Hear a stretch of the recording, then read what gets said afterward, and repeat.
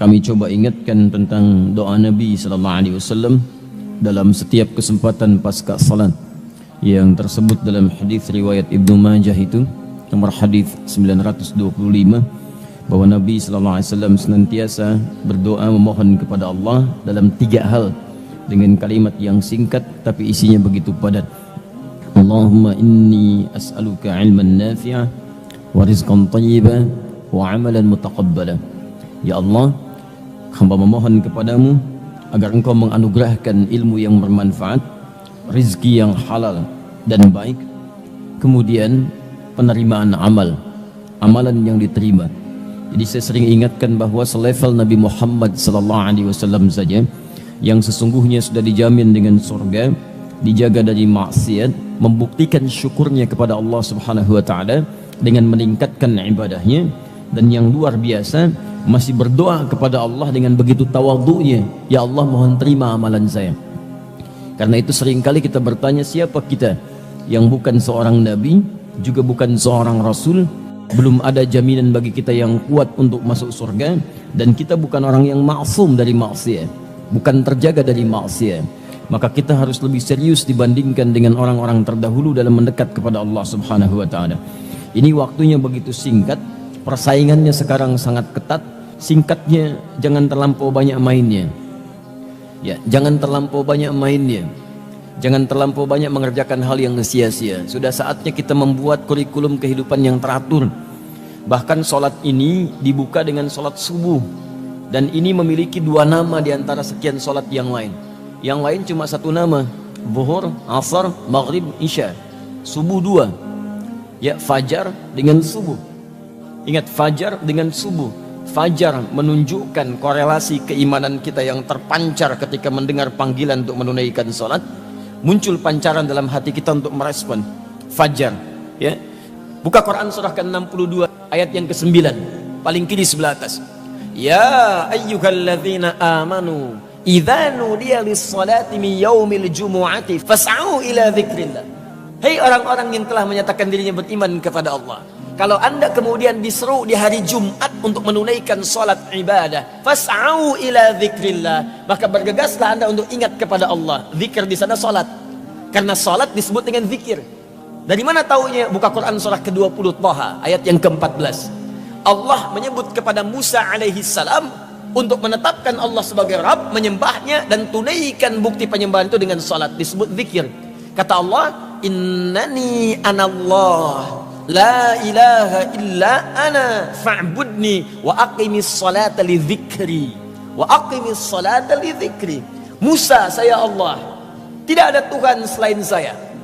Ya, fa'budni. Jadi kalau anda sudah mengatakan Allah Tuhan saya, maka anda pun berkomitmen untuk menyembahnya.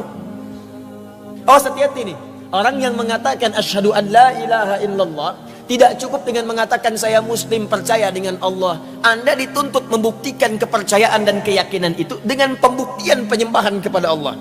Makanya ketika Allah mengatakan kepada Musa, saya Tuhan, kamu harus yakin saya Allah, tapi tidak cukup meyakini saya sebagai Allah. Fa'budni, buktikan keyakinanmu dengan menyembah saya. Bagaimana caranya? Wa aqimis shalah. Pertama, ibadah yang paling pokok, tunaikan salat.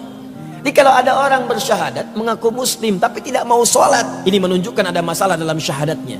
Karena nama Allah tidak sekedar menunjuk pada aspek ketuhanannya, tapi juga ubudiyah, pembuktian penyembahan kepada Allah Subhanahu wa taala. Wa aqimis sholata lidzikri, tunaikan salat sebagai zikir kepada saya. Di surah Quran surah Al-Jumu'ah disebut kita fas'au ila dzikrillah. Kalau sudah tiba hari Jumat, cepat-cepat siapkan diri untuk menunaikan sholat Jumat sebagai zikir kita kepada Allah. Kalimatnya menggunakan fas'au. Bersegera di sana, siap-siap mandi dulu, siapkan wewangian. Jadi kalau waktu Jumatnya misal 11.58, ya antum siap-siap dari jam 11. Siap-siap dari setengah 11. Bahkan malamnya siapkan di pakaian untuk Jumat. Ini wewangiannya. Saya mau Jumatan di masjid mana? Jarak dari kantor ke masjid sekian.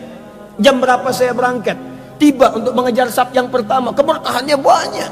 Ada rizki, ada terkabulnya doa, ada macam-macam, ada ketenangan, ada pengabulan segala hal yang dimintakan, ada semuanya. Makanya saking pentingnya dan manfaatnya Jumat itu diminta antum bersegera. Bukankah kalau ada pengumuman mengatakan kepada Anda, di Masjid Al-Azhar besok ini akan ada pembagian bonus. Bonus untuk setiap yang datang ngambil saf pertama, masing-masing mendapatkan 10 juta. Kalau jamnya ditetapkan 11.58, pembagian jam 12 ya. Untuk saf pertama aja 50 orang pertama. Saya tanya, antum datang jam berapa? 98, nggak akan kebagian, nginep antum di masjid. Kenapa? Karena antum tahu banyak hal yang didapatkan. Nah, ini kebanyakan orang Jumatan itu tidak mempelajari dulu apa keutamaan Jumat. Karena dia tidak mempelajarinya, maka dorongan motivasinya itu agak kurang untuk datang dan mengejar keutamaannya. Itu persoalannya. Padahal Jumat itu nanti diiringi dengan kalimat-kalimat yang indah. Ada kalimat tentang rizki. Wallahu khairur raziqin di ayat ke-11-nya. Ada kalimat nanti penyandingan dengan munculnya banyak relasi. Ayat ke-10-nya. Ada banyak hal yang mungkin kita bahas di lain kesempatan. Tapi saya ingin tunjukkan, jangan banyak kita kemudian hidup mengisi kehidupan di muka bumi ini dengan mengerjakan hal yang sia-sia. Mulai sekarang petakan kehidupan dengan lebih baik. Anda mesti tahu apa yang mau dikerjakan di hari ini.